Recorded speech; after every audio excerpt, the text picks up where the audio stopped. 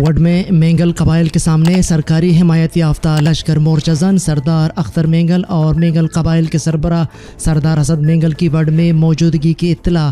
سردار اسد مینگل کی پاکستان اور افغانستان بھر سے مینگل قبائل کو وڈ پہنچنے کا حکم، دکانیں اور مارکیٹ بند، حالات نہایت کشیدہ۔ آج جون کی 21 تاریخ ہے، دن بدھ، اور اس وقت بلوچستان میں شب کے 10 بج رہے ہیں۔ بلوچستان افیئرز کی اردو نیوز بلیٹن سرشپ احوال کے ساتھ میں ہوں مقبول ناصر۔ شب وش بات۔ خضدار وڈ سے آمدہ اطلاعات اور مائکرو بلاگنگ ویب ٹویٹر پر سرگرم بلوچ ذرائع ابلاغ کے مطابق وڈ میں مینگل قبائل کے خلاف سرکاری حمایت یافتہ شخص اپنی نجی ملیشیا کے ساتھ مسلح ہو کر مورچہ زن ہو چکے ہیں۔ اطلاعات کے مطابق وڈ میں دکانیں اور مارکیٹ بند کر دیے گئے ہیں، جبکہ گزشتہ رات خضدار سے ضلع انتظامیہ کے اعلیٰ افسران باری نفری کے ساتھ اسسٹنٹ کمشنر وڈ کے آفس میں پہنچنے کی اطلاعات دیں، جس کا سبب مسلح تصادم کا خدشہ بتایا جاتا ہے۔ ذرائع کے مطابق مینگل قبائل کے موروثی قبائلی سربراہ سردار اسد مینگل نے پاکستان اور افغانستان بھر سے مینگل قبائل کے افراد کو وڈ پہنچنے کی تاکید کی گئی ہے۔ ذرائع کے مطابق بلوچستان نیشنل پارٹی کے مرکزی سربراہ و رکن قومی اسمبلی سردار اختر جان مینگل اور سردار اسد مینگل وڈ میں موجود ہیں۔ سردار اختر مینگل سے رابطے کی کوشش کی گئی ہے، تاہم ان کے موبائل فون بند ہیں۔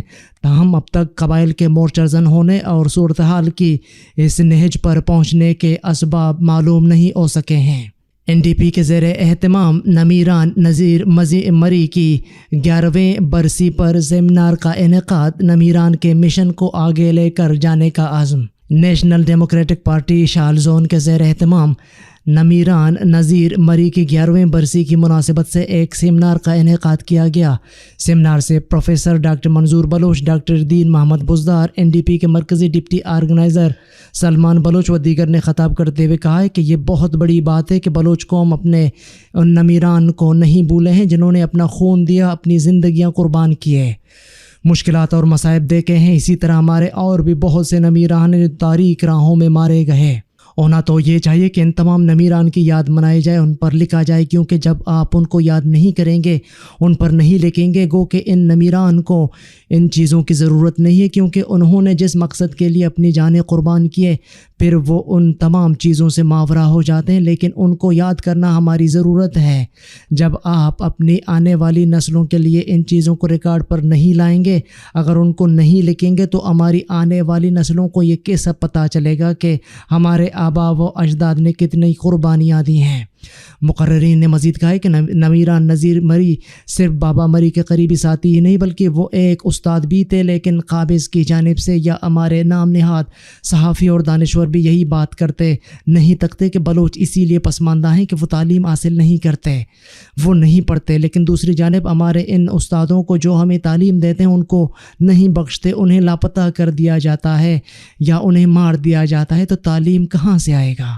نمیران نذیر مری سمیت ہمارے استاد صبا دشتیاری، زاہد اسکانی، پروفیسر رزاق زہری جیسے استادوں کو قتل کیا گیا، تو اس کا مطلب یہی ہے کہ مسئلہ تعلیم کا نہیں ہے، اصل مسئلہ کچھ اور ہے۔ ضلع کیش سے لاپتہ کیے گئے 2 نوجوان بازیاب، 2 تاحال لاپتہ۔ مرکزی جمعیت اہل حدیث کیچ کے نائب امیر مولانا ملا عبد الرحمن کے بیٹے عبداللہ اور بھتیجا شیخ مرید بازیاب ہو گئے، جنہیں گزشتہ ہفتے ایئرپورٹ روڈ اوورسیز کالونی تربت سے اٹھایا گیا تھا، جبکہ ان کے 2 رشتہ دار مسلم عارف اور فتح معیار بازیاب نہیں ہو سکے۔ کوئٹہ میں چاقو زنی کی واردات میں 10 سے زائد طلباء زخمی ہو گئے۔ ذرائع کے مطابق کوئٹہ کے علاقے نواں قلی میں ابن سینا اسکول کے طلباء پر نامعلوم افراد نے چاقو کے وار کر کے 10 طلباء کو زخمی کر دیا۔ ذرائع کے مطابق زخمیوں کو فوری طور اسپتال منتقل کر دیا گیا، جہاں ان کی حالت خطرے سے باہر بتائی جاتی ہے۔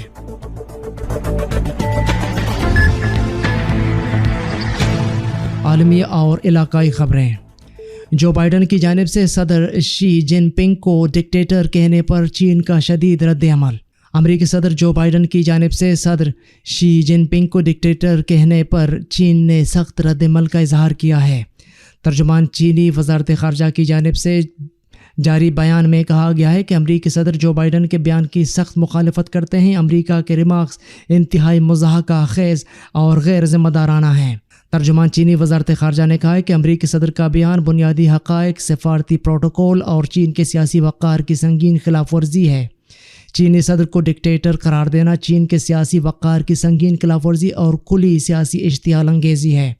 امریکی صدر جو بائیڈن نے چینی صدر کو ڈکٹیٹر قرار دے دیا۔ منگل کی رات کو ہونے والی تقریب میں جو بائیڈن نے کہا کہ چینی صدر حالیہ جاسوس غبارے کے معاملے پر شرمندہ ہوئے ہیں جو امریکہ کی فضا میں جاسوسی کی غرض سے موجود تھا، اور یہی وجہ ہے کہ چینی صدر بہت اپسیٹ ہیں۔ جب ہم نے اس غبارے کو نشانہ بنایا تو اس میں جاسوسی کے آلات موجود تھے۔ یہ ایک ڈکٹیٹر کے لیے بہت بڑی شرمندگی ہے کہ اسے یہ نہیں پتہ تھا کہ کیا ہوا ہے۔ لاپتہ آبدوز کی تلاش جاری۔ کینیڈین طیارے نے سمندر میں آوازوں کا پتہ لگا لیا۔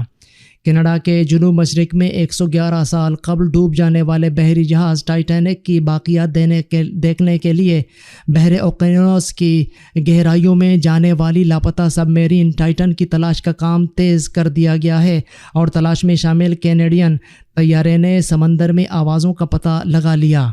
آبدوز میں صرف جمعرات تک کی آکسیجن بچی ہے۔ اتوار کی رات لاپتہ ہونے والی اس آبدوز میں 5 افراد سوار ہوئے تھے، جن میں پاکستان کی معروف کاروباری کمپنی اور فیملی داؤد فیملی کے 48 سالہ شہزادہ داؤد اور ان کا 19 سالہ بیٹا سلمان بھی شامل ہیں۔ جسٹس فائز عیسیٰ کی بطور چیف جسٹس آف پاکستان تعیناتی کی منظوری دے دی گئی۔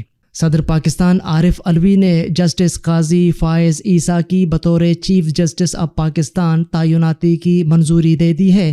صدر مملکت نے چیف جسٹس کی تعیناتی آئین کے آرٹیکل 175(a)(3) کے تحت کی۔ جسٹس فائز عیسیٰ ملک کے موجودہ چیف جسٹس عمر عطا بندیال کی ریٹائرمنٹ کے بعد 17 ستمبر 2023 سے یہ عہدہ سنبھالیں گے۔ وزارت قانون کے ایک اہلکار نے نام ظاہر نہ کرنے کی شرط پر ذرائع ابلاغ کو بتایا ہے کہ عمومی طور پر کسی بھی چیف جسٹس کی مدت ملازمت پوری ہونے سے 1 ماہ قبل نئے چیف جسٹس کی تعیناتی کی سمری صدر مملکت کو بھجوائی جاتی ہے، لیکن اس مرتبہ انہیں واضح ہدایات دی گئی تھیں کہ 3 ماہ پہلے نئے چیف جسٹس کی سمری صدر مملکت کو بھجوا دی جائے۔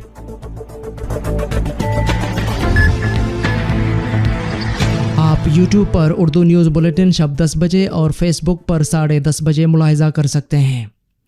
یہ تھیں اب تک کی اہم خبریں۔ مزید خبروں اور اپڈیٹس کے لیے ہماری ویب سائٹ اور یوٹیوب چینل وزٹ کریں۔ اس بلیٹن کے ایڈیٹر تھے قمبر مالک بلوچ اور تکنیکی ایڈیٹر تھے عمر کریم بلوچ۔ مجھے بلوچستان افیئرز کی ٹیم کے ساتھ اجازت دیجیے۔ شب خوش باد۔